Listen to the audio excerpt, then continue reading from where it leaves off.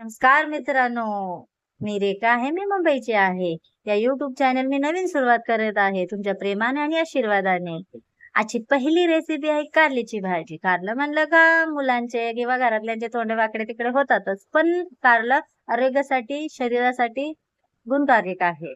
रेसिपीला सुरुवात करूया. कारली घेतली, धुतली, थोडीशी चण्याची डाळ घेतली, ती पण धुतली, कारलं गोल-गोल चिरलं आणि नंतर कढई ठेवली. त्यात लसूण, कढीपत्ता, टोमॅटो हे असं चिरून घेतलं. कढई ठेवलं, थोडंसं तेल वतलं हवंनुसार आणि लसूण, कढीपत्ता, टोमॅटो टाकलं.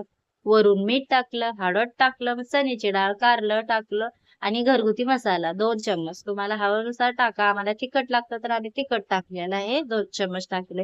आणि कारलं वाफेवरच शिजवायचं. गॅस बारीक करायचं, झाकायचं आणि वाफेवर शिजवायचं. गॅसवर मी उभी चिरलेली कारली टोपामध्ये पाणी, मीठ, हळद टाकून पाणी टाकून उकळाय ठेवली ती. जरा उकळी आली का ती कारली काढायची. त्यात मीठ, हळद, चटणी, तेल टाकून चांगला मसाला एक करून घ्यायचा. परत तवा ठेवायचा, तेल वतायचं, चांगलं मच्छीगत फ्राय करायचं. फ्राय केलेली कारल्याची रेसिपी व्हिडिओच्या खाली मेन्शन केलेली आहे.